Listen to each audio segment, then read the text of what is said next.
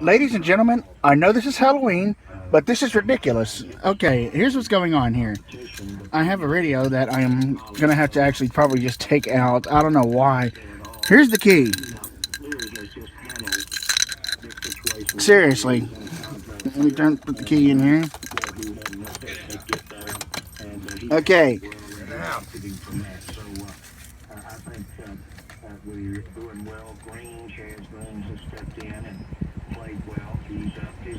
It is running really hot too. That's just kind of weird.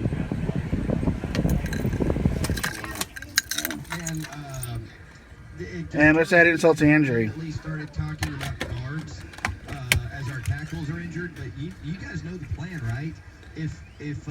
Yeah, I know it's Halloween, but yeah, this ain't supposed to happen.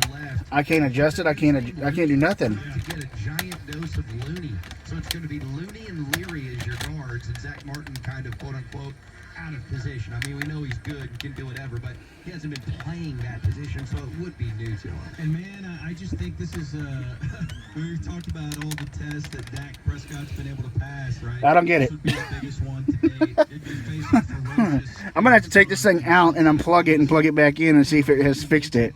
We shall see. I'll be back later.